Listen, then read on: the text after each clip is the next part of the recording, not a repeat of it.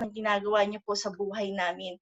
Na kami ay maging lumago pa po spiritually, mentally, emotionally, physically, Panginoon. Tunay na kami lagi niyo pong ang inyong banal na dugo ay nandyan po to protect us, Lord. At patuloy, Lord, na ang aming mga puso, ang aming mga kaluluwa ay magkaroon ng pagkauhaw, Panginoon, sa iyong salita na pagbulay-bulahin ito, Panginoon, dahil ito yung buhay mo, ito ka, Panginoon. It is the Word of God to remind us, Lord, na ikaw po ang aming pag-asa. At maging on fire po kami, ang aming relasyon sa iyo, maging closer and closer and closer, Panginoon. At maging deeper and deeper and deeper ang aming relasyon, Panginoon.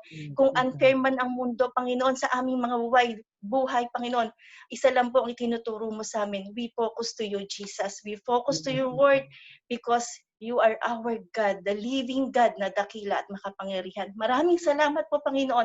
Now we invite your Holy Spirit na kumilos at manahan sa bawat puso, isipan at buhay na maintindihan at maunawaan ang mensahe mo sa araw na to. And thank you, Lord, for everyone na binibigay nila yung oras, Lord, na makapakinig ng yung salita, ng mensahe mo, ng nais mo para sa buhay namin. It is the way of serving you, Lord, and to share the word of God to other people kung anong meron kami na natanggap na kagalakan at pag-ibig sa iyo, Panginoon, for your great love for us nung sa krus na Kalbaryo. Salamat po, Panginoon, sa buhay na to. Maraming salamat sa araw na to at lahat po ng papuri at pasasalamat ay binabigay namin at tinataas ang dakilang pangalan ni Jesus. Amen. Amen. Amen. Thank you, Sister Sol, sa napakagandang prayer na yan para sa ating lahat. So, welcome po kayo lahat. Welcome po. Salamat po mga kapatid. Join po tayo lahat. So, i-request ko si Jonathan na yung meron siyang na-prepare na worship. Kahit isang song lang muna para sa atin bago natin tawagin si Pastor Bart para magturo ng salita ng Panginoon. So, request ko si Jonathan.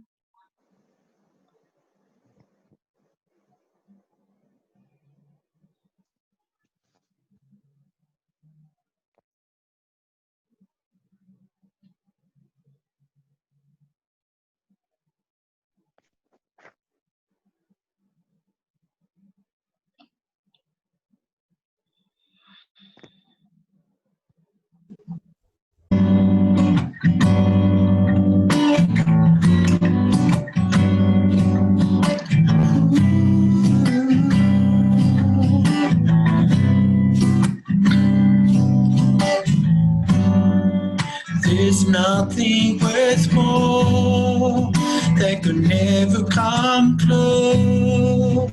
Nothing can compare. Your vow living hope. Your presence.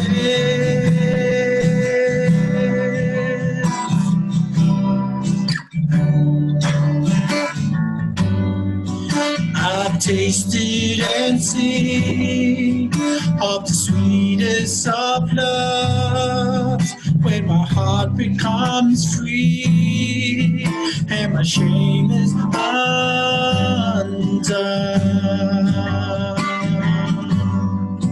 Your presence.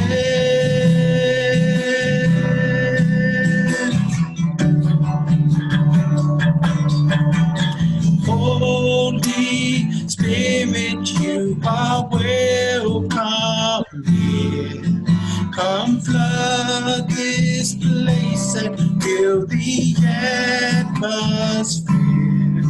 Your glory, God, is what our hearts long for, to be overcome by your presence, Lord.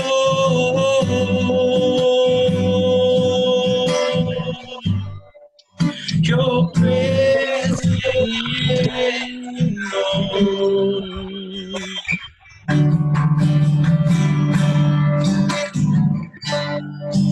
There's nothing worth more that could ever come close. Nothing can compare. You're our living hope. Your presence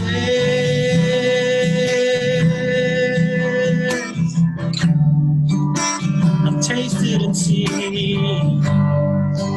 I've tasted and seen of the sweetest of loves. When my heart becomes free and my shame is undone.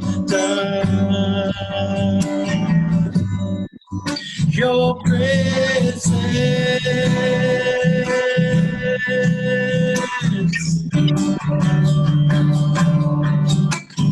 Holy Spirit, you are welcome here. Come flood this place and fill the atmosphere. Your glory, God, is what our hearts long for, to be overcome by your presence, Lord.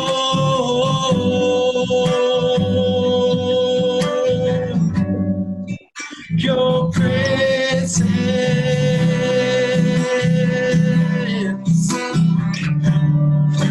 your presence, Lord. Your presence, Lord.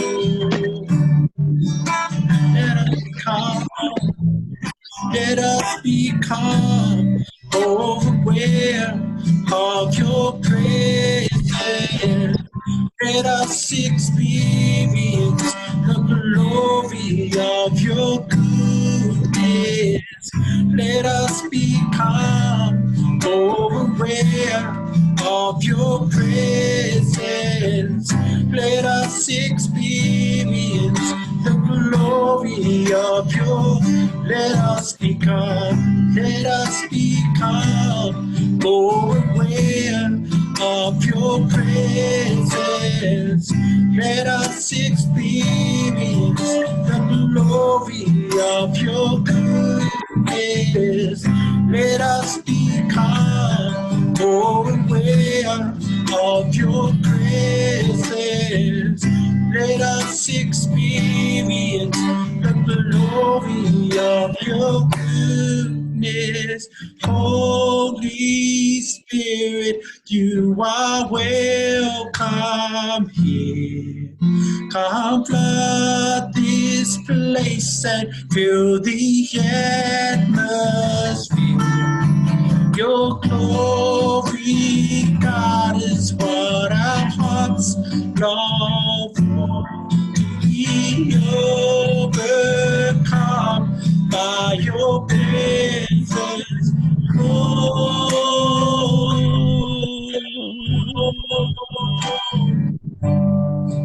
Your presence, Lord.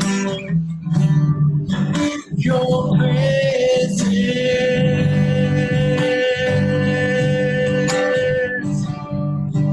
your presence, Lord.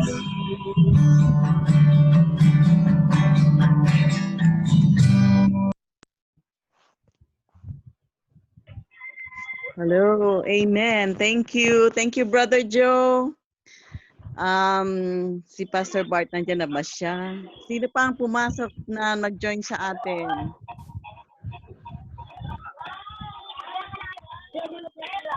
Okay. Meron po bang gustong magbigay ng testimony bago si Pastor Bart? Baka may gustong mag-share or meron gustong mag-encourage sa atin sa pamamagitan ng mga sa buong linggo, ano yung ginawa ng Panginoon sa inyo?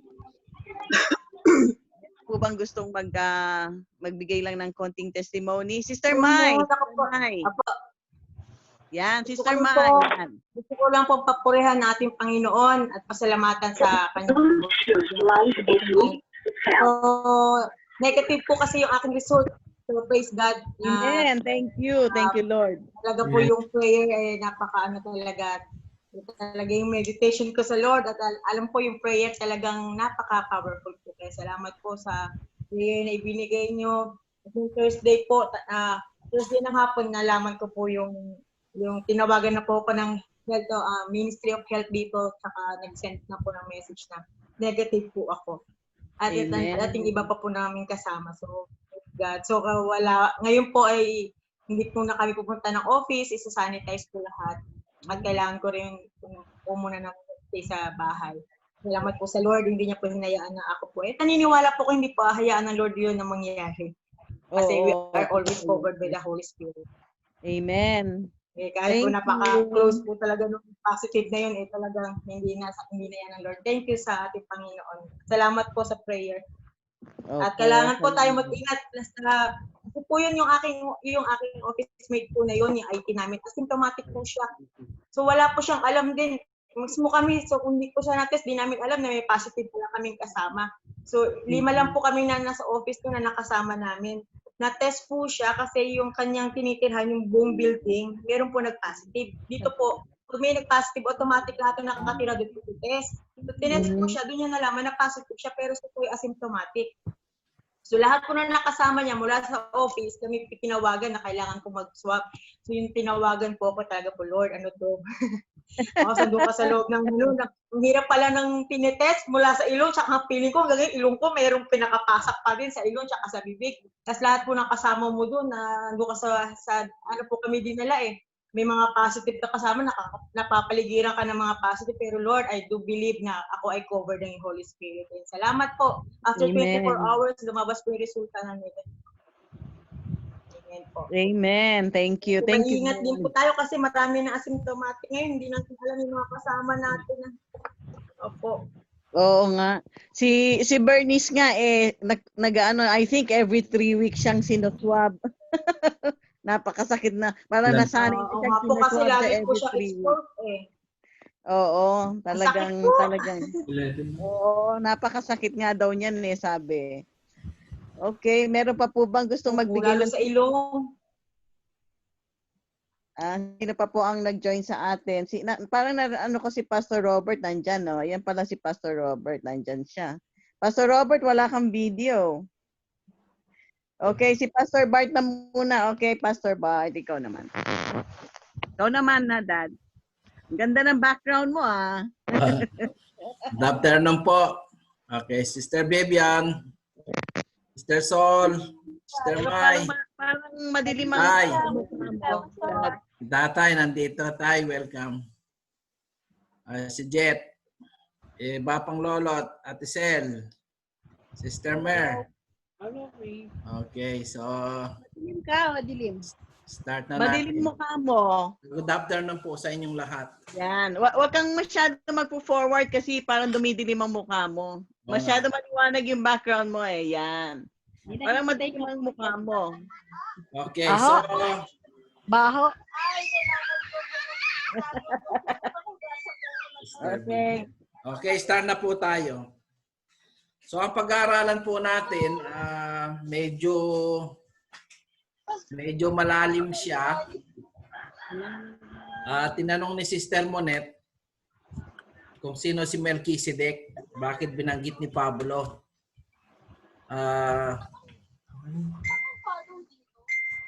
Si Melchizedek po kasi nabanggit ni Pablo sa Bible. Parang kinumpara niya ito kay Jesus Christ, no? Sabi niya, ang pagkapari ni Melchizedek, kapareho nung pagkapari ni Jesus Christ. So nagtanong si Sister Monet, sabi niya, sino ba si Melchizedek? Bakit binanggit ni Pablo sa Bible? So marami pong mga Kristiyano na si Melchizedek, hindi natin po kilala bilang Bible character. Kasi po si Melchizedek, pinakapunong pari siya nung panahon ni Abraham. Okay? Hindi po nabanggit kung bakit siya naging pari. Samantalang yung pong mga pari sa Israel, inimplement lang noong panahon po ng mga Israelita 403 years ago. Halimbawa po ganito si Abraham ngayon, na-implement po yung priesthood, dumaan pa yung 403 years ago. Okay? So, after 403, lumitaw si Moises. Kay Moises po kasi binigay ng Diyos yung kautusan, yung paglilingkod sa toldang tipanan, yung paglilingkod sa templo, yung mga paghahandog ng tupa, kambing, baka. Although si Abraham po ay siyang patriarka ng Israel, Kasi po tayo po kasing mga Kristiyano, hindi naman tayo talagang well known sa history ng Biblia. So bibigyan ko po kayo ng background, Si Jesus Christ po, galing po siya sa lahi ni Abraham. Okay? Lahi po siya ni Abraham. Ibig sabihin si Abraham, siya po ang kauna-unahang tao na nabanggit sa Old Testament na nagpakilala po ang tunay na Diyos sa kanya. Okay. Ganito po yan, Noong pong panahon ni Adan at ni Eva, dalawa lang tao ang nababanggit na makadiyos pagkatapos ni Adan. Si Seth, saka si Abel. Si Abel, saka si Cain, anak ni Adan. Pero si Abel, pinatay ni Cain. Tapos po, si Seth, yung nagkaroon uli ng anak si Seth, ay si Adan, ang pangalan Seth, makadiyos din yun. Tapos sa lahi ni Seth, nagkaroon ng isa pang makadiyos si Enoch. Okay. Noong pong panahon ni Enoch, dumating yung mga Nephilim, yung mga fallen angels, nagkaroon sila ng mga higanting mga anak. Sila po yung naghari sa lupa. Pinagpapatay yung mga tao. Nagkaroon ng mga higanting anak, yung mga tinatawag na Nephilim. At nang pagpapatayin po ng mga Nephilim, mga giants yung mga tao, ang ginawa ng Diyos, kinuha si Enoch. Hindi na namatay si Enoch. And then pinalubog ng Diyos yung daigdig. Nung pagkatapos pinalubog ng Diyos ang daigdig, naligtas si Noah doon sa arko, yung arko na pinagawa ng Panginoon kay Noah. So 8 tao ang nag-start na uli ang tao nung panahon ni Noah. So nung panahon ni Noah, walang nang taong nakakilala sa Diyos. Hanggang dumating ang time na tinawag ng Diyos si Abraham. Si Abraham po, galing siya sa bansang Iraq. Yung Caldea, sa Ur. Ur pa ng mga panahon na yun yung Iraq Nilabas siya doon dahil maraming mga tao doon, lahat ng tao doon sa Ur o modern day Iraq ngayon, inalis siya ni Yahweh doon at nagpakilala ang Diyos sa kanya. So nagpapakita ang Diyos sa pamamagitan ng mga anghel. Okay, yung tinatawag na angel of the Lord. So nakakausap ni Abraham si God. Okay? Si God sa pamamagitan ng mga angel of the Lord. So yung mga angel of the Lord, nagpakilala ang Diyos doon na ang Diyos ng Israel o ang Diyos ni Abraham ay hindi Diyos-Diyosan. Okay, so si Abraham wala pang anak noon. Wala pang anak si Abraham nung magpakilala ang Diyos sa kanya. Nung ilabas siya doon sa bansang Ur o Caldea na tinatawag ding modern day Iraq ngayon. Okay? So si Abraham siya ang pagmumulan ng lahi ni Jesus. Okay. So bago si Jesus na lumabas 1,900 years ang pagitan ni Abraham kay Jesus. Okay. 1,900 years ang pagitan ni Abraham kay Jesus. Okay. So para bang ganito Ang panahon natin ngayon, 2020, galing yan sa panahon nang lumitaw si Jesus. Nung mamatay si Jesus, nag-start yung 1 AD. Okay? After death. Ibig sabihin, after death, AD, ibig sabihin, after death, nagbilang ng panahon, unang taon, ngayon lumipas na yung 20 years. So, ang panahon natin galing kay Jesus Christ yan. Kaya si Jesus Christ, napaka-importante niya sa history kasi galing sa Kanya ang panahon natin. Basihan sa Kanyang paglitaw dito sa daigdig, kaya meron tayong panahon. Okay.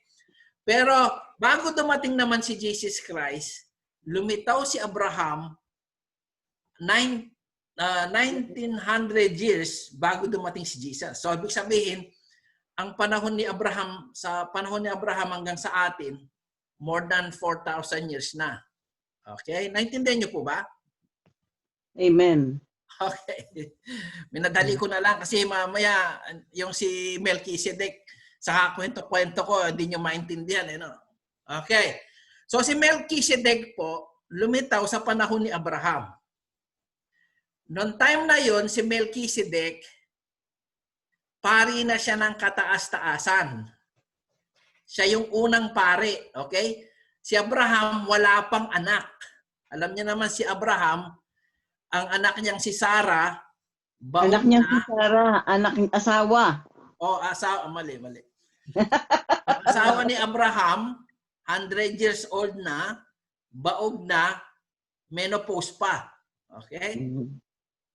Ulitin ko. Si Abraham, nung nandun yung paring si Melchizedek, wala pang anak nun si Abraham. Kasi yung asawa niya, matanda na, 100 years old na siya, baog na, menopause pa. So, imposible siyang magkaanak. So, si Abraham, meron siyang 2 anak. Unang anak ni Abraham, dun sa alipin niyang si Hagar.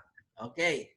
Si Hagar, alipin ni Sarai, yung tunay na asawa ni Abraham.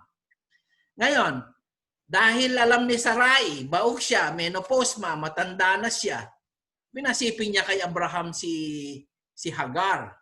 So si Abraham nagkaroon ng anak kay Hagar at tinawag niyang itong Ismael. Okay. Si Ismael, galing sa kanya ang lahat ng lahi ng mga Arabo. Lahi ng mga Islam. Galing sa kanya si Muhammad.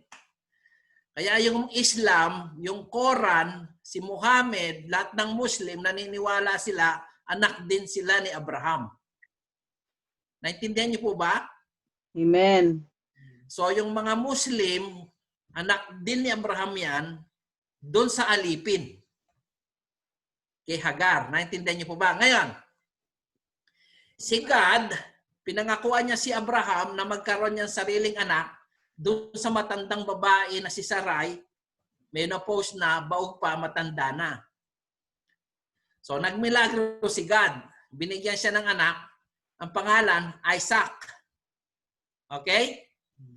So, kay Isaac, sa lahi ni Isaac, sa generasyon at patriarka ni Abraham through Isaac, lumitaw si Jesus. So, lahat ng Hudyo, kasi si Jesus, Hudyo yan eh.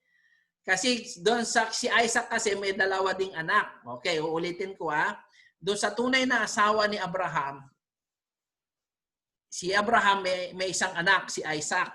Ngayon, si Isaac naman, na anak ni Abraham sa tunay na asawa ni Sarai, yung matanda baog at menopause, nagkaroon siya ng 2 kambal, ang pangalan, Esau, saka si Jacob.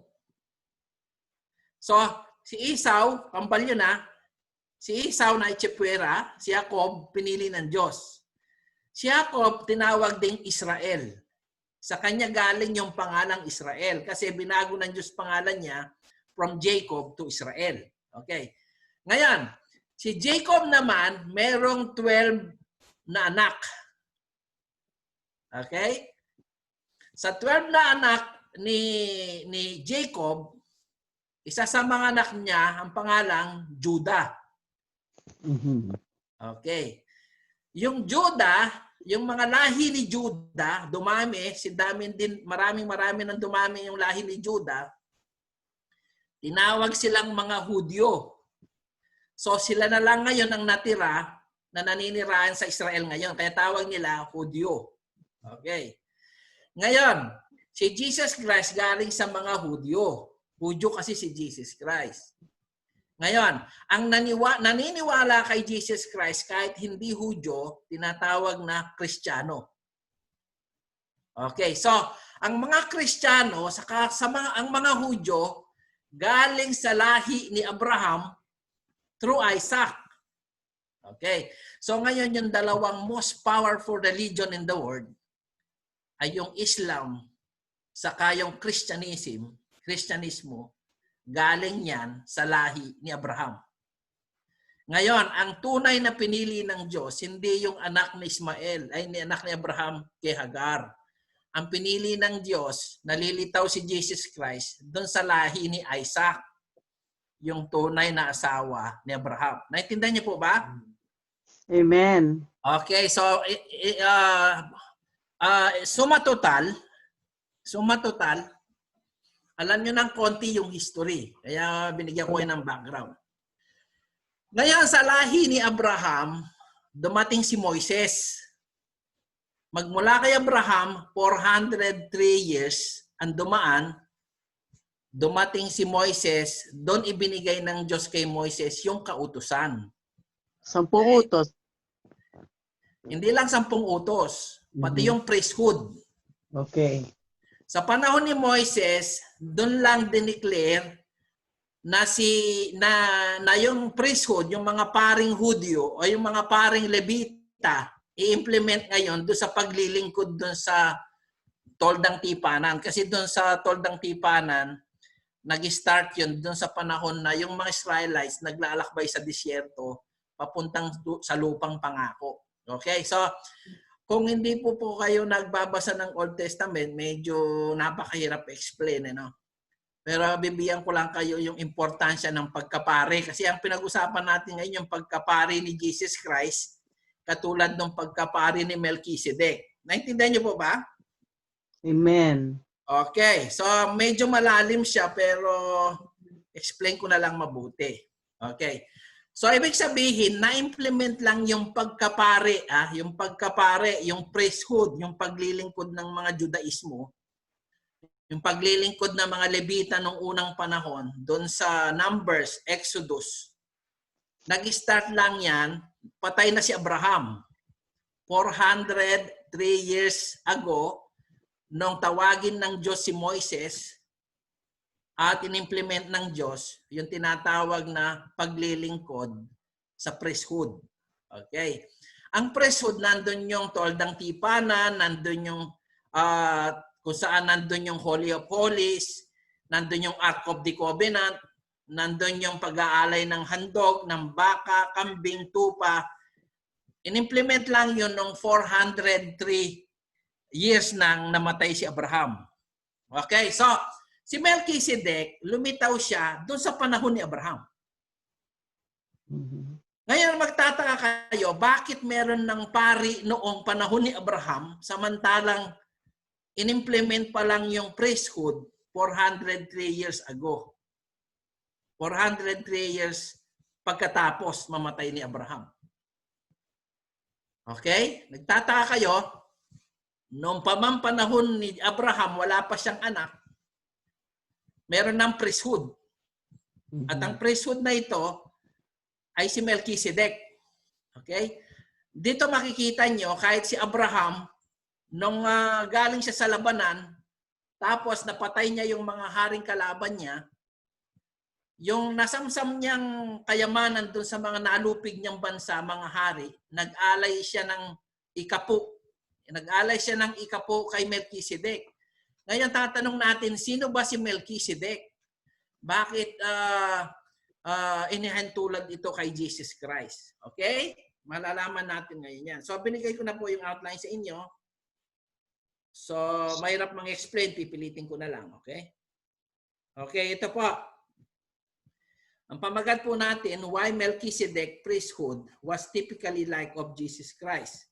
Bakit ito binanggit ni Pablo? Kasi po ito, mahirap ha. Yung Hebrew po kasi, yung Book of Hebrew na sinulat ni Pablo sa New Testament ha. Sumulat si Pablo sa mga taga-Hebreyo. Alam niyo po ba sino yung mga taga-Hebreyo?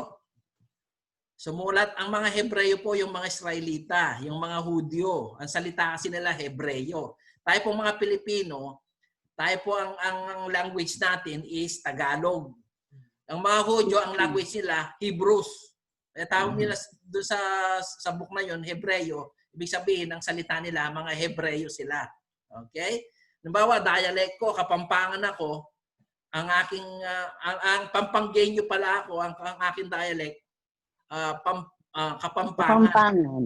Okay. Pag Bisaya, pag daling ka sa Cebu, Bisaya, di ba? Pag Ilonggo ka, galing ka ng saan? Negros. Bacolod. Okay, so Bacolod. Okay. So, ito po. Si Melchizedek po meron siyang 10 biblical facts kung sino siya, no? Una, meron lang pong 3 libro na nabanggit ang pangalan ni Melchizedek. 3 verse. 3 libro ng Bible. 2 sa Old Testament at 1 sa New Testament. Okay. So, hindi nyo maintindihan ito kung wala kayong alam sa history. Kung hindi kayo Hebreyo, kung hindi kayo Hudyo, hindi nyo maintindihan. Kahit anong gawin nyo, hindi nyo maintindihan. Bakit po? Kasi ang background nito, kaya sinulatan ni Pablo kasi alam niya, yung background ng mga Hudyo, may alam sila sa history ni Abraham. Kasi yun kanilang patriarka. Alam niyo po ba yung patriarka? Ang patriarka, yun ang mga ninuno ng Israel kung saan ang Diyos na tunay nagpakilala sa kanila. So, nauna si Abraham. Si Abraham tinawag ng Diyos. Sabi ng Diyos sa kanya, Abraham, sa lahi mo, magkakaroon ako ng bayan. Ang bayan na yan, ang siyang magpapakilala sa akin sa buong mundo. Ang bayan na yan, dyan lilitaw yung tagapagligtas, si Jesus Christ. So, yun po yung patriarka. Kaya, well-known si Abraham sa Bible kasi siya yung unang-unang ninuno ni Jesus Christ. Kaya nga sa Bible, meron genealogy si Jesus eh. Meron siyang, si Abraham, ito yung mga patriarka niya, Abraham. Kaya po yung Diyos ng Israel, tawag nila Diyos ni Abraham, Isaac at Jacob. Kasi yung mga yun ang mga ninuno nila, mga patriarka yun. Okay, maintindihan niyo po ba yung patriarka? Amen. Halimbawa ako, meron akong lahi.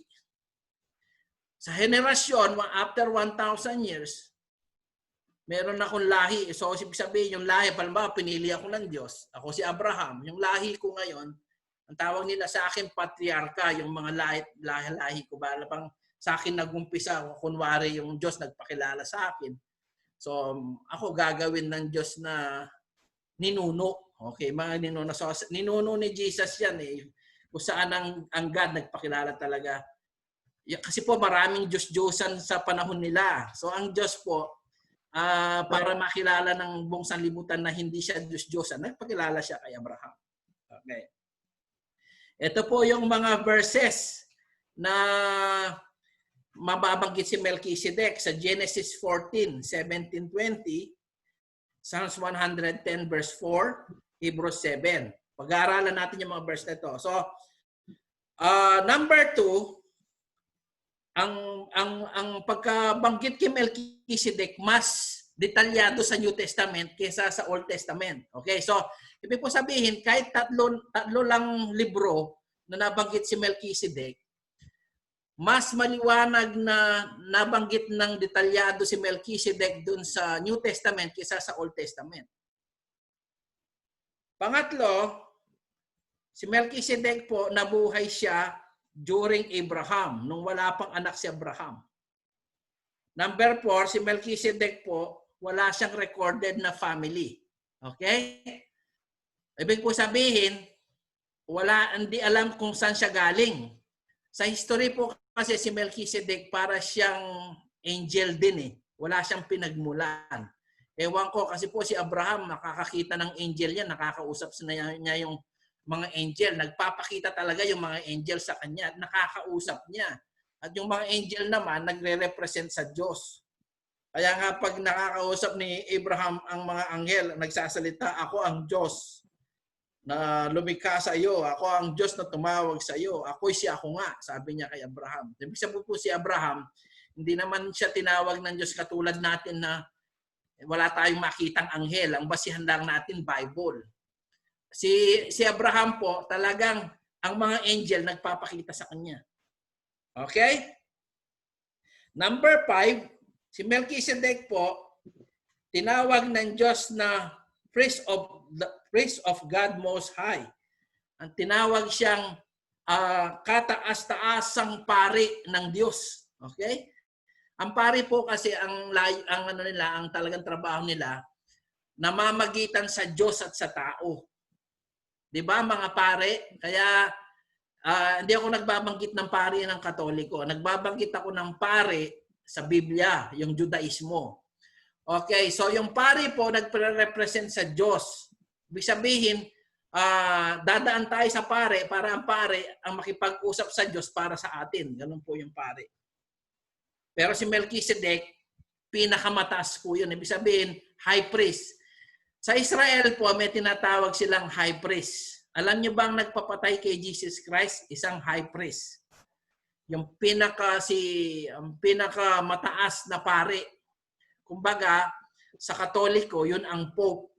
Okay, no? Yun ang Pope, yung high priest. Ito pong si Melchizedek, parang Pope yan eh. Yung high priest siya. Okay. Si Melchizedek po, nung panahon na galing sa labanan si Abraham, binless niya si Abraham. So, ibig sabihin, si Melchizedek, meron siyang power na mag-bless. Ibig sabihin, kilala niya yung tunay na Diyos. Bago pa nagpakilala ang Diyos kay Abraham bilang ninuno ng Israel, well-known na si Melchizedek na siya yung high priest nung panahon na yon at nakakilala siya sa tunay na Diyos. Hindi po sa mga Diyos-Diyosan, sa tunay na Diyos. Tapos, isa rin po siyang hari ng Salem. Isa rin siyang hari. Melchizedek's name means King of Righteousness. Yung pong Melchizedek, ang ibig sabihin niya, King of Righteousness, hari ng katuwiran. Ibig sabihin, talagang kilala niya yung Diyos na nagpakilala rin kay Abraham. The order of Melchizedek is royal and everlasting. Yung pong pagka-order ng priesthood ni Melchizedek ay everlasting. Hindi ho siya namamatay. Kaya po yung mga Hudyo, yung mga Israelita, naniniwala sila si Melchizedek para siyang anghel na namamagitan sa Diyos at sa mga tao. Nung panahon nila, kaya hindi nila alam kung namatay ito o buhay. Basta ang pagkasabi, isa siyang hari ng kanyang isa siyang hari, isa siyang pari, na ang pagkapari niya ay everlasting.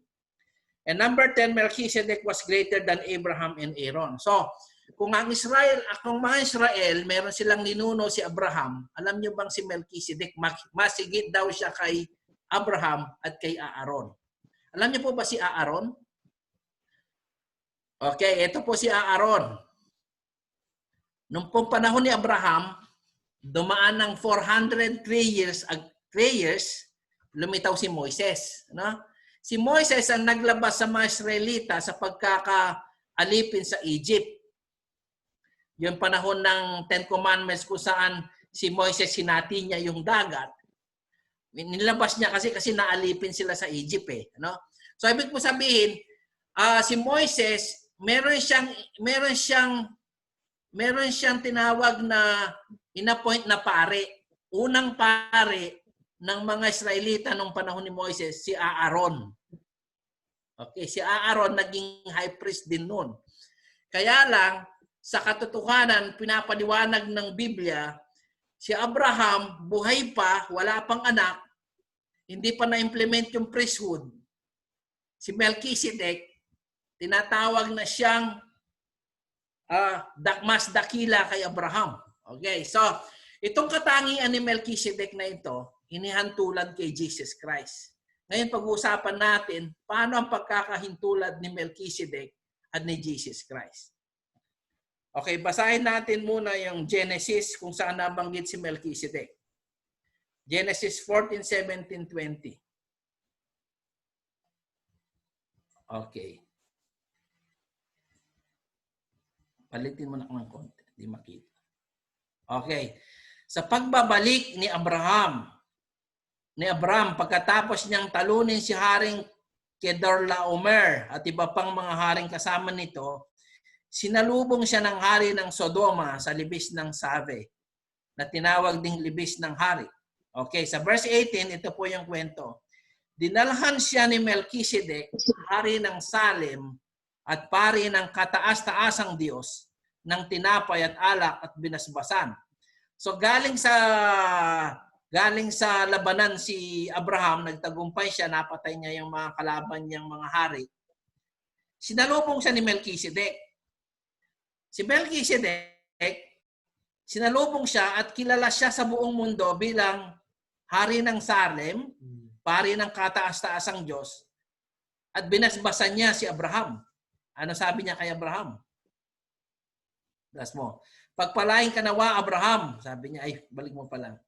Pagpalain ka nawa, Abraham, ng kataas-taasang Diyos na lumikha ng langit at lupa. Sabi niya, purihan ng kataas-taasang Diyos na nagbigay sa iyo ng tagumpay. At ibinigay ni Abraham kay Melchizedek ang 10 bahagi ng lahat ng kanyang nasamsam buhat sa labanan. Tingnan niyo po si Abraham. 403 years bago implement ng Diyos sa mga Israelita yung pagtatites. Si Abraham, nag-tithes na siya agad eh. Okay? So mamaya, mababasa niyo doon sa Hebrews 7 kung bakit nabanggit ni Pablo si Abraham bago pa man lumitaw si Levi. Sabi niya, si Levi kasi ano yan eh, yung lahi ni Levi. Yun yung mga unang pare sa panahon ni Moises.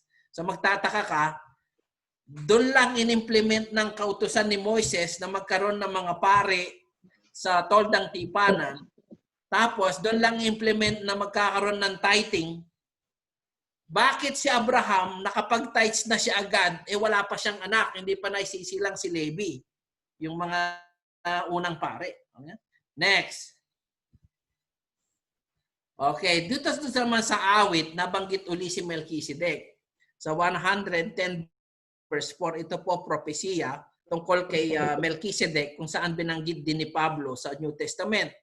Si Yahweh ay may pangako at kanyang sinabi, hinding-hindi magbabago, ikaw ay pari magpakailanman, ayon sa pagkapari ni Melchizedek.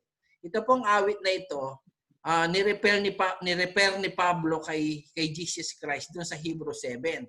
Sabi siya sa mga Hebreyo, ayan, si Melchizedek ay katulad ng pagkapari ni Jesus Christ.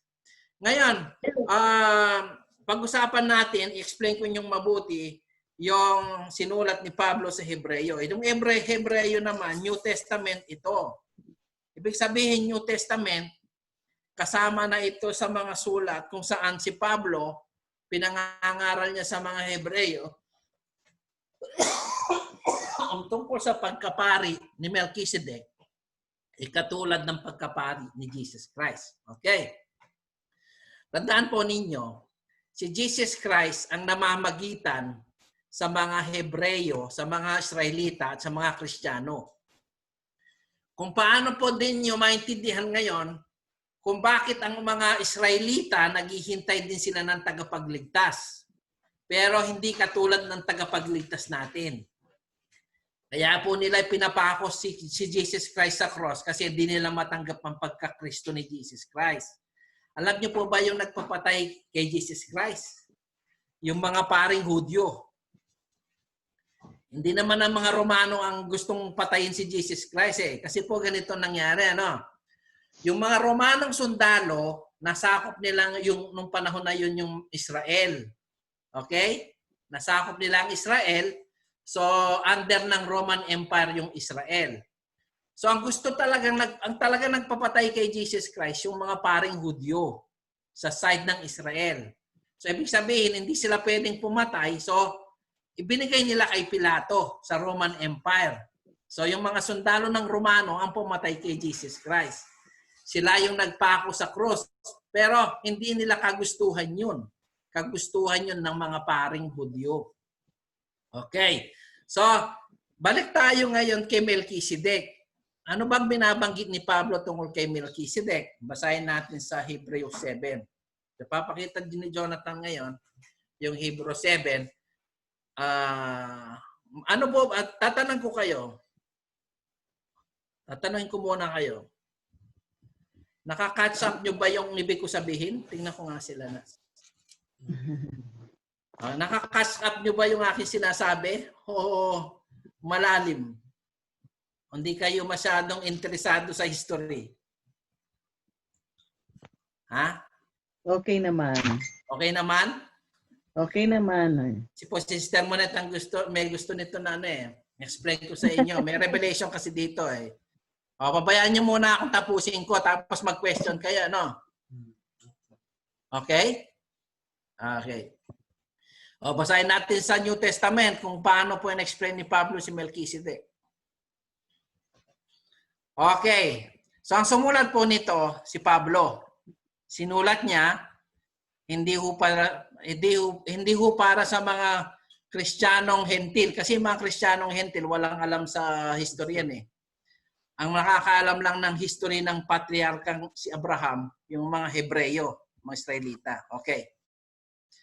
Ang Melchizedek na ito ay hari ng Salem, sabi ni Pablo. Pari ng kataas-taasang Diyos. Di ba nabanggit doon sa Genesis 17. Nang pabalik na si Abraham mula sa pagpuksa sa mga hari, sinalubong siya ni Melchizedek at siya ay binasbasan nito. Ibinigay ni Abraham kay Melchizedek ang 10 bahagi ng lahat ng nasamsam niya mula sa labanan.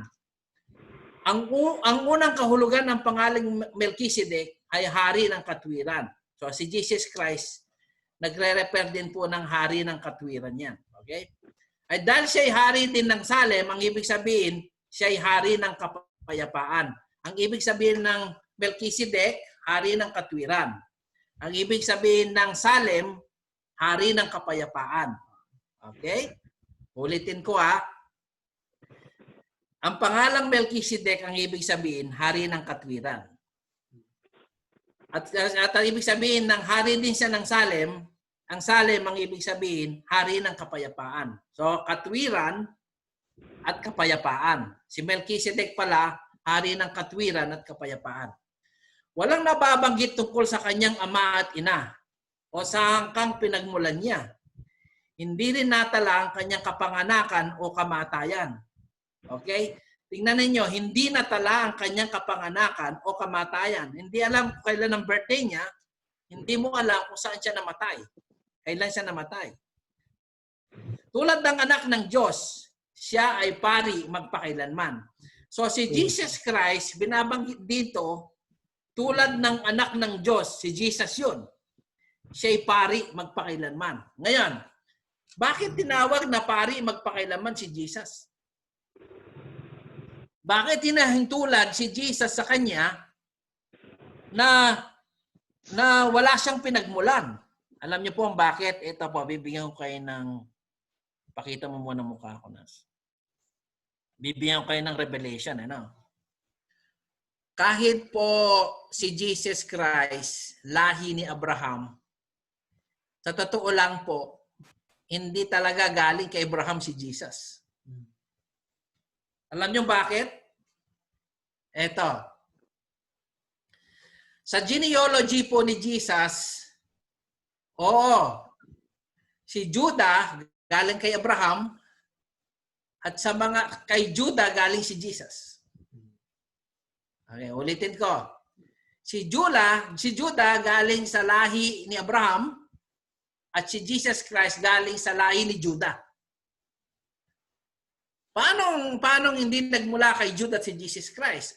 Una, ang talaga pong lahi ni Abraham, si Joseph.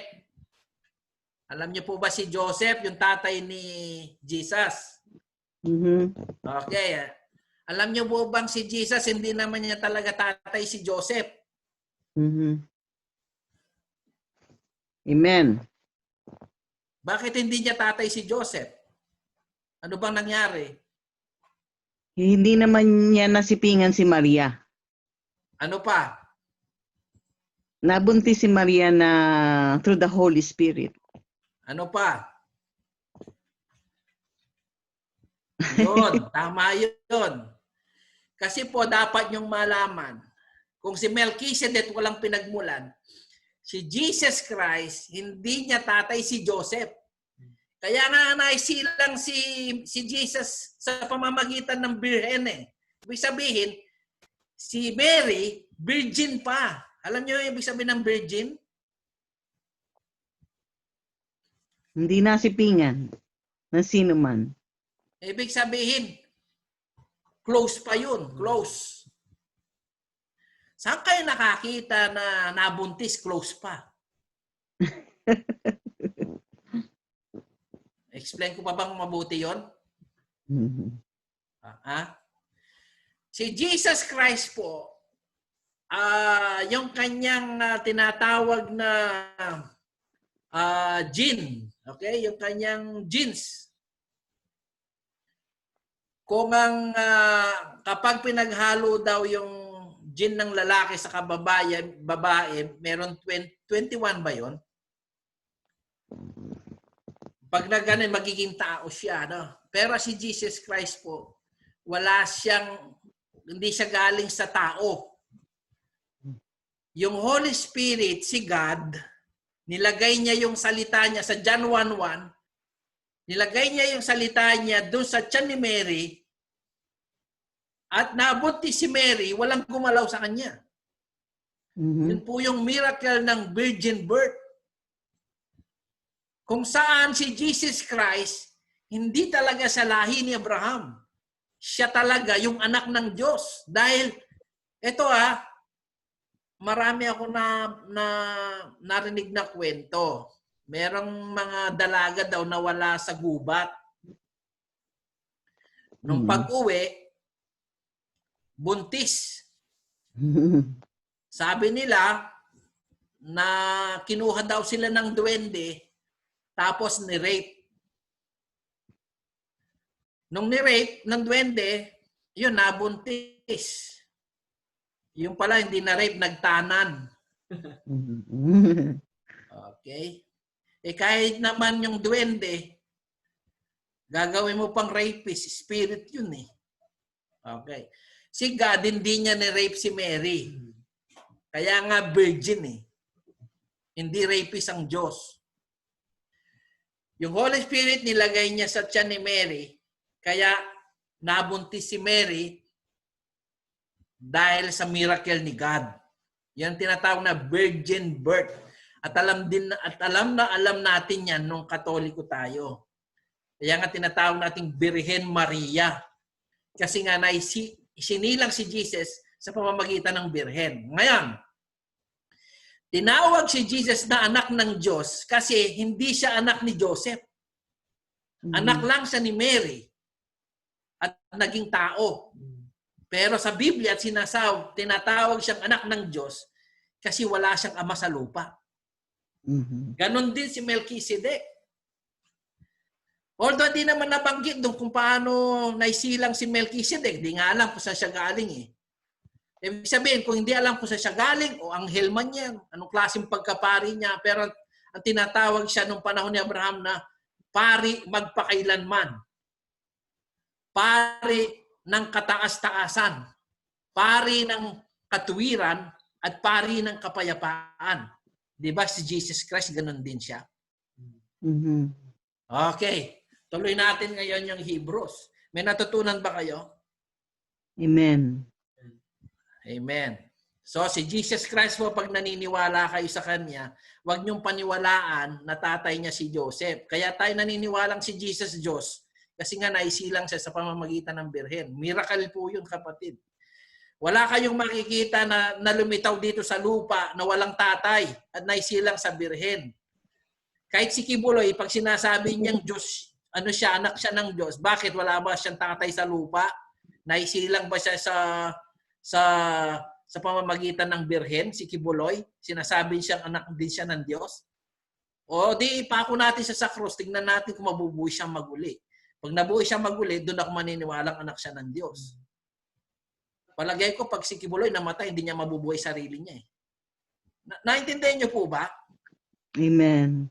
Okay. Mag-wave nga po ng ganyan. Yung nakakaintindi. Yung ganyan. Yung ganyan. Yung drama. Crash landing. Last landing. Okay, next. Babasahin natin yung verse. Tingnan ninyo kung gaano kadakila si Melchizedek. Ipinagkaloob sa kanya ni Abraham ng ating ninuno, 10 bahagi ng nasamsam niya mula sa labanan. Ayon sa kautusan, ang mga pari mula sa angkan ni Levi ay inutusang kumuha ng 10 mula sa mga Israelita na kanilang mga kapatid. Kahit ang mga ito ay mula kay Abraham. Okay, anong ibig sabihin po nun? Di ba sinabi ko kanina? Si Levi, bago siya dumating, patay na si Abraham. Matagal ng panahon. Yung mga lahi ni Levi, yan ang mga unang pari. Ano? Ilang years po ba yung nakaraan? Mula kay Abraham hanggang doon sa mga pari ng panahon ni Moises? 403 years. 400. Ibig sabihin dito sa verse 5, ayon sa kautusan, ang mga pari lamang mula sa angkan ni Levi, kasi po yung mga unang pari, mga Levita yan eh, ay inutusang kumuha ng 10 mula sa kanilang mga kapatid, kahit ang mga ito ay mula sa kay Abraham. Si Melchizedek ay hindi kabilang sa lipi ni Levi. Tama po ba yon? Amen. Si Melchizedek ay hindi kabilang sa lipi ni Levi. Mhm. Katulad ni Jesus Christ. Yung pagkapari ni Jesus Christ, hindi naman galing kay Levi yan eh. Mhm. Hindi rin galing kay Abraham yung pagkapari ni Jesus Christ. Saan galing ang pagkapari ni Jesus Christ? Melchizedek. Katulad nung kay Melchizedek, kay God. Kasi nga, galing siya sa, sinilang siya, wala siyang ama sa lupa. Di ba? Mhm. Ngunit tumanggap siya ng 10 bahagi mula kay Abraham at pinagpala niya ang taong ito na pinangakuan ng Diyos. Hindi maipagkakaila ang nagbibigay ng basbas ay mas dakila sa kanyang binabasbasan. Ibig sabihin, dito pinapakita si Melchizedek ay mas dakila kay Abraham. Mhm. Kung si Melchizedek mas dakila kay Abraham, naniniwala ba kayong si Jesus Christ mas dakila rin siya kay Abraham? Amen. Yun pong ibig sabihin dito. Kung si Melchizedek, binasbasan niya si Abraham, katunayan daw, ang nagbabasbas, masigit siya sa binabasbasan. Halimbawa, binasbasan ko si Jonathan. Jonathan, babasbasan kita, sa'yo na lahat ng ari-arian ko. Sinong mas dakila? Ako, si Jonathan. Ikaw. Oo, sige, ako kasi nagbabasbas. Mhm. Si Jesus Christ ganun din.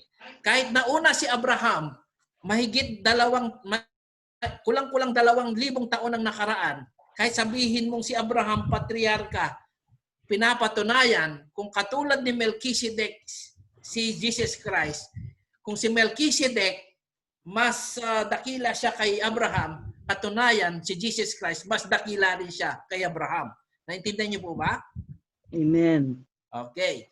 Ang mga Levita na tumatanggap ng 10 bahagi ay may kamatayan.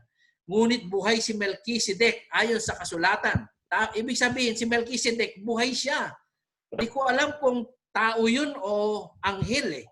Alam niyo ba ang conclusion ng mga historian na mga Israelites? Si Melchizedek daw, hindi tao yun. Kasi walang katapusan din ang kanyang pagkapari. Kaya't masasabi na rin na maging si Levi na tumatanggap ng 10 bahagi ay nagbigay rin ng 10 bahagi sa pamamagitan ni Abraham. Next. Tingnan ninyo kung gaano kadakila si Melchizedek. Sabi niya, sapagkat masasabing si Levi ay nasa katawan pa ng kanyang ninunong si Abraham nang ito'y salubungin ni Melchizedek. Tingnan niyo po ang hiwaga. Kahit si Levi daw, kahit si Levi, yung mga lahi ni Levi na mga pare nung panahon ni Moises, nag-alay na rin ng 10 bahagi kay Melchizedek kahit wala pa sila. Ano? Biro nyo, hindi pa nga nagkakaroon ng anak si Abraham. Hindi pa nga binibigay ng Diyos kay Abraham si Isaac. Nag-ikapo na. Samantalang ikapo, in-implement lang yan 403 pagkatapos ni Abraham. Okay, ito. Ganun po kadakila si Melchizedek. So si Jesus Christ po, pag inihantulad kay Melchizedek, mas dakila si Jesus Christ kaysa kay Abraham. Kasi po yung mga Israelita, palagi nilang bukang bibig, lahi namin si Abraham. Galing kami kay Abraham. Pinili ng Diyos si Abraham. Kaya nga sabi ng mga Hudyo kay Jesus Christ, masigit ka ba sa ninuno namin si Abraham? Yan ang palagi sinasabi ng mga Israelita kay Jesus. Pero alam niyo pa sabi ni Jesus sa John 8, bago pa si Abraham, ako na. Sabi niya. Nabasa ba niyo sa 8? Ha? Basahin natin sa John 8. Ay, singit mo nga, Jonathan. Tignan po ninyo. Kasi ang mga Hudyo palagi sinasabi, mas higit ka pa ba sa ninuno nating si Abraham? Alam niyo po bang sabi ni Jesus? Palagay ko si Jesus mas higit pa to kay Melchizedek. Sapagkat si Melchizedek kailanman hindi naging tagapagligtas ng sanlibutan. Si Jesus Christ po dineclare tagapagligtas ng sanlibutan. Maging Hudyo man, maging Israelita man, maging sino pa man, ay liligtas niya sa pamamagitan niya. Okay, basahin natin sa John 8. Sige, tingnan natin sa John 8. Pakita muna natin yung John 8. Okay, taas mo pa. Sige pa. Sige pa. Kay Abraham. Okay. Okay, pa. Sa ano?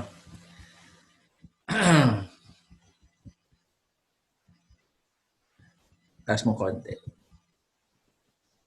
Sige pa. Okay, ito tingnan nyo Sabi po ng mga Hudyo kay Jesus, sumagot sila, kami mula sa lahi ni Abraham. At kailanman hindi kami naalipin ni numan. Paano mo masasabing palalayain kami? Okay, sabi ni Jesus, sumagot, pakatandaan ninyo, ang gumagawa ng kasalanan ay alipin ng kasalanan. Ang alipin ay hindi kabilang sa pamilya sa habang panahon. Subalit ang anak ay kabilang magpakailanman. Kung ang anak ang magpapalaya sa inyo, kayo'y magiging tunay na malaya. Alam kong kayo'y mula sa lahi ni Abraham. Gayon may pinagsisikapan niyo akong patayin sapagkat ayaw ninyong tanggapin ang aking turo, sabi ni Jesus Christ. Ang nakita ko sa aking amang siya kung sinasabi sa inyo at ang narinig ninyo ang inyong ama at siya namang ginagawa ninyo. Taas mo konti, Jonas. Sabi ni Jesus Christ, sumagot sila, si Abraham ang aming ama.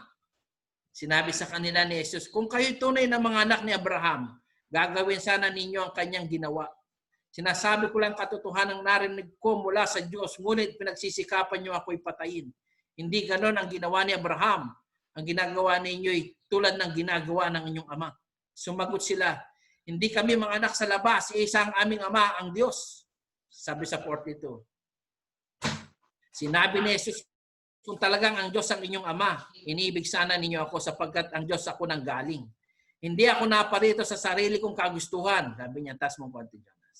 Okay, tignan po ninyo Hindi ako naparito sa sarili kong kagustuhan, kundi isinugo niya ako. Bakit di nyo maunawaan ang sinasabi ko? Hindi ba't ito'y dahil sa amin yung tanggapin ang itinuturo ko? Tingnan po ninyo sa 44. Ang diablo ang iyong ama, sabi ng mga Hudyo sa kanya. Sabi ni Jesus Christ, ang diablo ang inyong ama. Ang gusto ninyong gawin kung anong gusto niya. Sa simula pa lang, mamamatay tao na siya. Kasi ang mga Hudyo po talaga yung pumatay kay Jesus Christ. Taas natin. Tingnan natin kung sinasabi niyang nagpapanggap siyang Diyos, si Jesus Christ. Okay. 48. Okay, tingnan po ninyo ito. Sinabi ng mga Hudyo kay Jesus, hindi ba ang sinabi namin ikaw ay Samaritano at sinasapian ng demonyo? Sumagot si Jesus, hindi ako sinasapian ng demonyo. Pinaparangaran ko ang aking ama, ngunit ako'y nilalapastangan ninyo. Hindi ako naghahangad na ako'y parangalan. May isang nagsisikap na ako'y parangalan at siya ang hahatol. Pagkatandaan ninyo, ang tumutupad ng aking salita ay hindi mamamatay kailanman. Next. Taas mo konti. Okay. Ito po ang sabi ni Jesus. Sumagot si Jesus, kung ako nagpaparangal sa aking sarili, walang kabuluhan na yun. Magpaparangal sa akin ay aking Ama na sinasabi niyong Diyos niyo. Hindi niyo si kilala, ngunit siya'y kilala ko. Kung sasabihin kong hindi ko siya kilala, ako'y magiging sinungaling na tulad ninyo. Subalit kilala ko siya at tinutupad ko ang kanyang salita. Natuwa ang inyong amang si Abraham nang malaman niyang makikita niya ang araw ng aking pagdating. Tingnan po ninyo ha. Si Jesus Christ po, ang pagitan niya kay Abraham at sa kanya, yung pagitan ni Abraham at ni Jesus Christ, 1,900 years plus. Ulitin ko ha. Yung pong panahon na lumitaw si Abraham hanggang sa pagkasilang ni Jesus Christ, ano yun?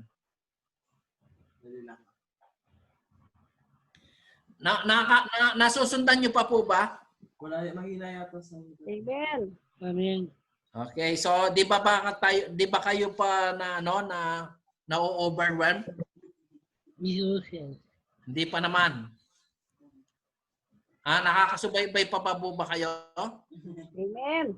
Amen. Okay, balik tayo sa verse. Pinapakita ko lang sa inyo kung gaano kahigit si si Jesus kay Abraham at kung gaano kahigit si Jesus kay Melchizedek. Ano?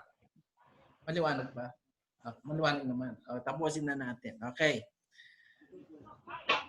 Sabi po sa 56, natuwa ang inyong amang si Abraham nang malaman niyang makikita niyang araw ng aking pagdating. Nakita niya ito at siya'y nagalak. Tingnan niyo ha. Patay na si Abraham nung dumating si Jesus Christ. 1,900 years plus ang pagitan nilang dalawa. Bakit matutuwa si Abraham sa pagdating ni Jesus? Bakit matutuwa? Kasi nga ipinangako ng Diyos Ama sa kanya na sa kanya manggagaling ang Kristo. Okay, sa 57. Dahil ito sinabi sa kanya ng mga Hudyo, wala ka pang 50 taong gulang, paano mo masabing nakita mo na si Abraham? Sabi ng mga Hudyo. Alam niya sabi ni Jesus? Sumagot si Jesus, pagkatandaan ninyo, bago pa ipananganak si Abraham, ako na. Nagsitampot sila ng bato upang siya ibatuhin. Ngunit nagtago si Jesus lumabas sa templo. Gusto nilang patayin si Jesus. Alam niyo ba, kayo ba pag sinabihan ni Jesus, wala pa nga siyang 50 taon eh. Alam niyo ba kung ilang taon si Jesus Christ dito? 30 years old pa lang siya. Tapos namatay na si Abraham 1,900 years. Sasabihin niya, bago pa daw ipananganak si Abraham, ako na. Kasi po si Jesus Christ po, anak ng Diyos. Diyos siya na nagkatawang tao. Bago pa man isilang si Adan at si Eva, nandun na siya. Kaya nga po sa John 1:1 at ang salita ay Diyos. Ang salita ay kasama ng Diyos. Sa pasimula pa, nandoon na siya. At ang salita ay Diyos. Sa verse 14, at ang salita ay nagkatawang tao. Balik tayo doon sa verse, tapusin na natin. Para ma-encourage kayo. Okay? Sa verse 13, ang ating Panginoon ang paring tinutukoy dito kabilang sa ibang lipi kung saan wala isa man na naglilingkod bilang pari. Alam ng lahat ng ating Panginoon ay mula sa lipi ni Judah. At tungkol sa liping ito, walang sinabi si Moses tungkol sa mga pari. Next. Tapusin na natin ito. Babasahin ko lang. Tapos meron lang ako ipupunto na importante. Ang bagay na ito ay lalo pang naging maliwanag nang magkaroon ng ibang pari ayon sa pagkapari ni Melchizedek. Naging pari siya dahil sa kapangyarihan ng buhay na kailanman hindi matatapos. So ang pagkapari ni Melchizedek ay hindi matatapos. Katulad ni Jesus Christ. Kaya siya ang ating high priest. Alam niyo bakit? Kasi po si Jesus Christ nagbago na mag-uli sa mga patay. At ang katawan niya wala dito sa lupa. Kaya nga siya tumaas sa langit para patunayan na siya ang mamamagitan sa atin. Kaya pag nagpe-pray kayo kay Jesus, siya ang namamagitan sa inyong panalangin. Kaya sigurado ang panalangin natin, tinutupad ng Diyos yan. Sinusunod, sinasasagot ng Panginoon lahat ng ating panalangin sapagkat yung ating high priest ay mas higit pa kay Melchizedek, mas higit pa kay Abraham. Sapagkat itong sinasabi ng kasulatan tungkol sa kanya, ikaw ay pari magpakailanman ayon sa pagkapari ni Melchizedek. Kaya nga inalis ang naunang naalituntunin dahil na ito'y mahina at walang bisa. Sapagkat walang sino mang magiging ganap sa pamamagitan ng kautusan ni Moises. Higit na mabuti ang bagong pag-asang tinanggap natin ngayon sapagkat sa pamamagitan nito'y nakakalapit na tayo sa Diyos. Amen po ba? Amen. Okay. So ibig sabihin, yung pagkapari ni Melchizedek ay mas higit pa ang pagkapari ni Jesus Christ. Tapusin na natin. Okay. Ang Diyos ay hindi nanumpa ng gawin niyang pari ang iba, ngunit nanumpa siya ng gawin niyang pari si Jesus. Ayon sa sinabi niya, ang Panginoon ay sumumpa at hindi siya magbabago ng isip. Ikaw ay pari magpakailanman. So sinabi ng God kay Jesus Christ, hindi niya sinabi sa mga pari ng tao, mga taong pari, hindi siya sumumpa. Alam niyo kung saan siya sumumpa? Kay Jesus. Sabi niya, hindi magbabagong isip ko. Ikaw, Jesus, ay magiging pari magpakailanman. Dahil sa pagkakaibang ito, si Jesus ay siyang katiyakan ng mas mabuting tipan. So ang pagkapari ni Jesus, hindi katulad ng mga pari ngayon sa lupa. Ang pagkapari ni Jesus, nasa langit. Amen? Bukod dito, kailangan noon ng maraming pari dahil mamamatay sila at hindi makakapagpatuloy sa panunungkulan. Yung mga pari daw dito po sa lupa namamatay yan. Kaya hindi nagtatagal, patay din sila, hindi na rin nagtutuloy yung pagkapari nila. Pero maniwala kayo sa hindi, pag nanalig tayo kay Jesus, si Jesus at kanyang pagkapari, walang hanggan. Amen? Okay, next. Ngunit si Jesus ay buhay magpakailanman, kaya't walang katapusan ng kanyang pagkapari. Dahil dito, lubusan niyang maliligtas ang lahat ng lumalapit sa Diyos sa pamamagitan niya. Naniniwala po ba kayo sa verse 25? Dahil dito, lubusan niyang maliligtas ang lahat ng lumalapit sa Diyos sa pamamagitan niya, sapagkat siya'y nabubuhay magpakailanman upang mamagitan para sa kanila. Alam niyo po mga kapatid, bakit po kayo maniniwala sa mga pari na sila rin ay may kamatayan? Ang talagang pari natin, hindi na kailangan dito sa lupa. Alam niyo po ba ang talagang binigay ng Diyos sa fivefold ministry ng sa mga Kristiyano? Yung fivefold ministry, ito, apostol, evangelista, propeta, teacher, ano pa? Basahin natin Ephesians 4:11 para magkaroon tayo ng ano. Tandaan po ninyo ang Diyos po, inalis na niya ang mga pari. Sa panahon natin, hindi na ho pari ang mga ginagamit ng Diyos sa mga Kristiyano. Fivefold ministry. Okay? Sa Biblia, dapat matutunan ninyo, wala na pong pari sa ating panahon. Inalis na po ng Diyos yan. Ang pari na lang natin si Jesus Christ. Siya ang ating pinakapunong pari. Sabi dito, sa makatuwid si Jesus ang pinakapunong pari na kinakailangan natin. Siya lang ang kailangan natin. Wala nang iba. Siya'y banal, walang kasalanan, ni kapintasan man. Inihiwalay sa mga makasalanan at itinataas sa kalangitan. Okay, ito po si Jesus Christ Pag tinanggap niyo po si Jesus bilang inyong Panginoon at tagapagligtas, siya na po ang magiging high priest natin, pinakapunong pari na kinakailangan natin. Siya'y banal, walang kasalanan, kapintasan man, inihiwalay sa mga makasalanan, at itinaas sa kalangitan. So, ang ating pong pari dapat forever na siyang namamagitan sa atin. Okay? So, wag na kayong maniwala sa panunungkulan ng kaparian sapagkat isa na lang po ang pari natin, si Jesus Christ. Dito na lang po kayong mag-submit sa fivefold ministry, Ephesians 4:11. Ito po ang mga tinakda ng Diyos na maglingkod sa iglesia. Hindi ho pare. Ito, apostol, propeta, evangelista, pastor, at mga guro. Ulitin ko po. At binigyan niya ang ilan ng kaloob upang maging mga apostol. 1, propeta. 2, evangelista. 3, pastor. At guro. May nakita kayong pare? Wala po. So, ang pari po lumipas na. At ang ating pinakapunong pari, dapat ang pari natin, forever na siyang nabubuhay. Tuloy natin, tapos tapos natin yung ating pong okay.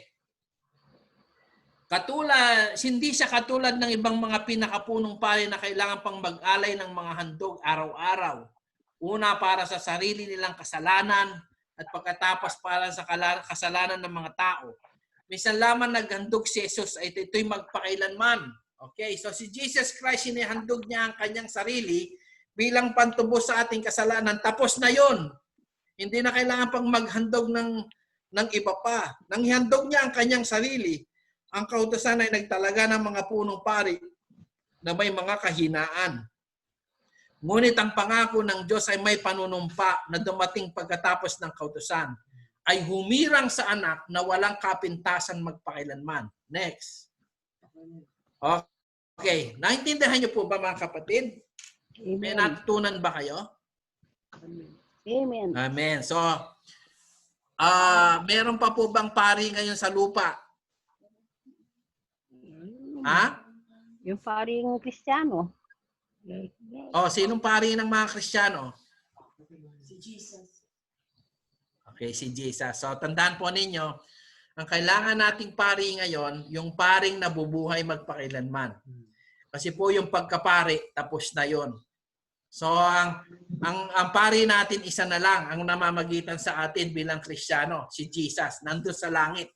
So, pag nagpe-pray kayo kay Jesus, siya yung pari natin ngayon sa langit, nasasagutin ng Diyos ang panalangin natin kasi nandun siya sa langit na. Siya yung namamagitan para sa atin. Ngayon, nagbigay ang Diyos ng mga magtuturo sa atin. Sa Ephesians 4:11, fivefold ministry. Amen? Palakpakan po natin ng Panginoon. Bigay ko na po sa host natin. Sana po naintindihan nyo. Tinuro. Naintindihan naman namin. Okay. Sister Monet, balik na natin sa host. Parang mabigat. Babala po. Parang mabigat na naturo ni Pastor Bart. Pero very informative yan kasi nung pag tayo nagbabasa tayo ng Biblia, tapos inabutan natin yung mga verses na tungkol kay Melchizedek. Ako kasi personally hindi ko maintindihan. Kaya hinintay ko siyang pag-explain sa akin tungkol dyan. So nung na-explain niya yan sa akin, naintindihan ko si Melchizedek kasi hindi ko siya maintindihan eh.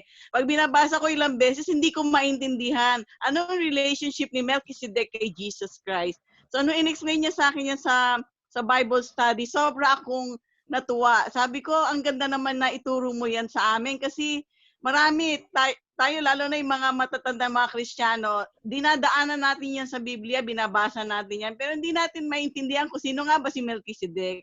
Pero ngayon, kaya mabigat ng konti, lalo na doon sa mga bagong nakikinig pa lang ng salita ng Panginoon, pero napaka-gandang information para sa atin na naunawaan natin kung paano talaga ang pagkapari ng Panginoon Jesus para sa atin. So sa akin kasi parang mas lumalim yung pagkaalam ko ng yung pagiging tagapamagitan ng Panginoon sa atin at sa Diyos. Parang naging mas malinaw siya doon sa nung na-explain ni Pastor Bart yung kung paano ang pagkapari ni Melchizedek. Okay, masyadong na-extend lang ng konti yung time natin. Pasensya na mga kapatid. Pero meron bang gustong magtanong? O kung wala na po, ano ko na. Nandiyan pala Sister Flor. Sister Flor, hi. Nandiyan ka pala. Oo, yung mic mo, sis. Oh, okay, nandiyan na yan. Sister Flor, nakahabol, Sister Flor. Thank you, Sister Flor. Kasama ka namin. So, maraming salamat, Pastor Bart, sa naturo mo kahit malalim ng konti. Pero alam natin, marami tayong natutuhan. So, naku, nawalan ako ng battery. Dad, nawalan ako ng battery. Dito ka na. Dito ka. Dito ka. Dito ka. So, nawalan. Aray ko. No, nawalan po ako ng battery. So, hininiling ko na lang po si Sister Mai, siyang manalangin, mag-closing prayer. Ay, Sister Sol! Sister Sol, meron question. Sandali, Sister Sol. Hindi po, wala po akong question. Nagpapasalamat lang po ako kasi is another, yung katuruan ba? Kasi hindi nga natin to masyadong nababasa and parang hindi po natin alam na siya pala ay wala rin pinanggalingan na sabihin yung mother, father niya, hindi rin kung saan siya nanggaling. Pero it's another, yung parang knowledge para sa bawat isa na yung pari noon up to now, yung si Jesus Christ. Kaya mas malalim pa kaya nga sabi, we pray na we more deeper and deeper to know more about Jesus. Kasi lang nga tayo, yung nandun lang tayo minsan sa New Testament nakapokus. Hindi natin nabibigyan ng focus yung Old Testament. Kaya maraming salamat po kay Pastor Bart sa katuruan at knowledge at kaalaman para sa aking Melchizedek. Tapos Sister Monette, kung magko-closing prayer, may prayer request po ako na we pray na maging negative po lahat ang aming swabbing test. Ay, okay. Dadaan ka pa rin pala dyan, Sisa. Oo, no Thursday po, Friday po, nag-swabbing test po kami. And we prayed sa Lord na lahat po kami ay negative. Amen, amen. Negative yan. Sister Mai, ikaw na mag-closing prayer, sis. Amen. Sige po. Praise God. Purihin natin mahal na Panginoon. Thank you, Lord. Sige po, tayo po ay magkaisang manalangin sa ating dakilang Diyos. Tayo po ay tumipit at ating pong papurihan natin buhay Panginoon. Lord, yun nga po, Lord, na napakabuti mo, napakadakila mo, Panginoon. Ikaw ang aming Diyos sa buhay na hindi nagbabago kailanman mula noon hanggang ngayon. Amen. Magpakailangan, Panginoon, ito ang aming Diyos na makapangyarihan, Panginoon. Napakabuti sa aming mga buhay, Panginoon. Salamat, Lord, na sa kabila ng aming mga kakulangan, Panginoon, hindi kayo nagkukulang sa aming Panginoon. Salamat, Lord. Marapat lamang, Lord, na ikaw ay aming papurihan, Panginoon, dahil ikaw ang Diyos na dakila ng mundo ito, Panginoon. Lord, salamat po sa hapong ito, sa araw na ito, Panginoon. Sa muli, Lord, nakarinig kami ng iyong banal na salita, Panginoon, sa pamamagitan ng aming minamahal na pastor, Panginoon. Salamat, Lord, sa iyong mga salita, Lord, na aming narinig, Panginoon. Naniniwala ko, Lord, na may ginagawa ka at may gagawin ka sa aming mga buhay, sa aming mga narinig, Panginoon. Lord, sa bawat narinig namin na iyong mga salita, Lord, salamat, Lord, sa panibagong wisdom and knowledge, Lord, na aming narinig, Panginoon, na sa iyong mga salita, Lord, na tunay nga po, Lord, na kami po ay nauhupot, kami po ay lumalalim at lalo po lumalago sa aming mga pananampalataya, Panginoon.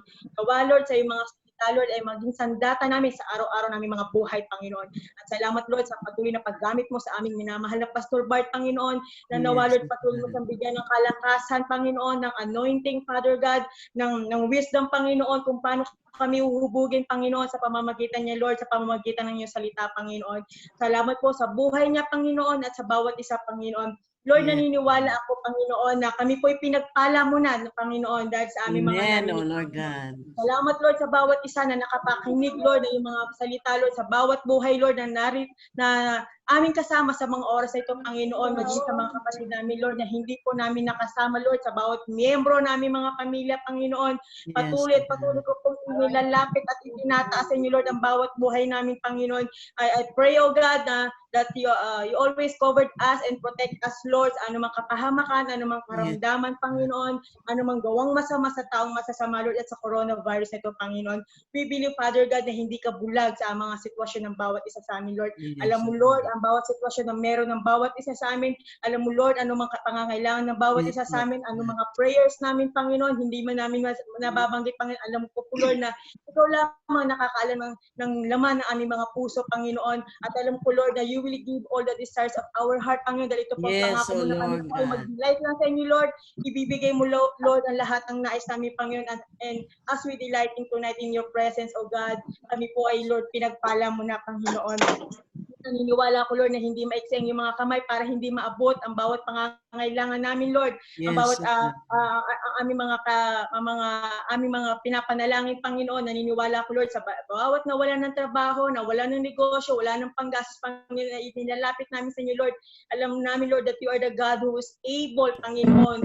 Yes, O Bless Lord. us, Lord, exceedingly abundantly, Panginoon, for more than what we ask and for more than what we think and for more than what we need, Panginoon. Lord, naniniwala kami na walang imposible sa inyo, Lord. Pagpapalain mo ang bawat isa sa amin at ito po Yes, O ang God. iyong plano sa amin. Naniniwala kami that you have a great plans for us, Panginoon. Plans to prosper us, Lord, and not to harm us, Lord, and plans to give us Yes, hope in a good future, Panginoon. Kaya, Lord, anuman sitwasyon meron kami ngayon, Lord, naniniwala ka na hindi po ito permanente, Panginoon. Ito po ay Opo, pansamantala lamang, Panginoon. Lord, at may nakalaan ka ng magandang future sa aming Panginoon.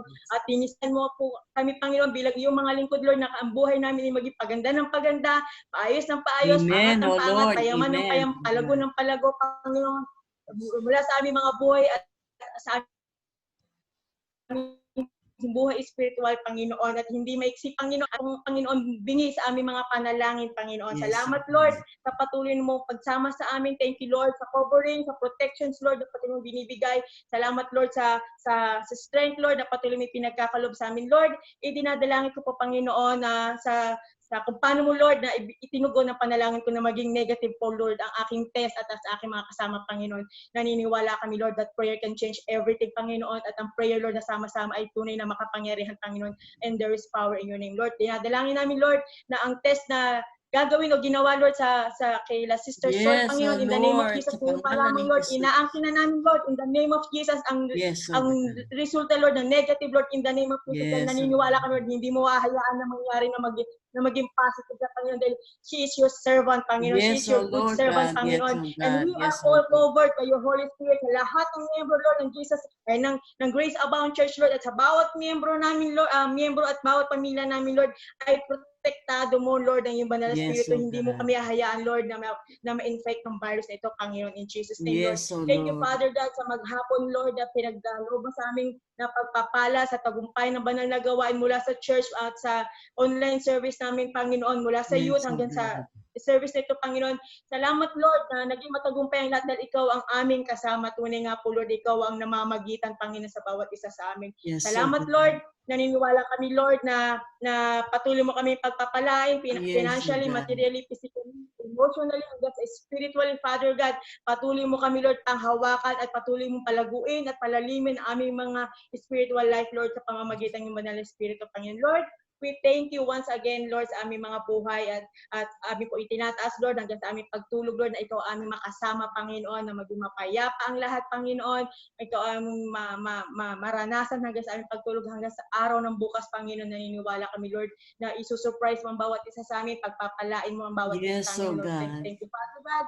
And we entrust everything to you, Father God, sa lahat ng aming haharapin sa buhay namin, Lord, na sa buong linggo, Lord, muli, Lord, sa aming pagsasama-sama, Lord, pakikinig sa iyong banal na salita, patuloy mo kaming, andun yung aming excitement, Panginoon, andun yung fire sa aming mga puso, Yes, O Panginoon, God. at patuloy mo pagbuklod-buklodin, Lord, ang bawat isa sa amin, Lord, ang pag-ibigan, pagmamahalan, pagtutulungan, at paging kalakasan lamang, Lord, at magpalakasan po ang bawat isa sa amin, Panginoon. Salamat, Yes, O Lord, God. and all the glory and all the honor and the highest adoration is always belongs to you, Father God. And this is our prayer, Panginoon, in Jesus' name Jesus' we pray. name.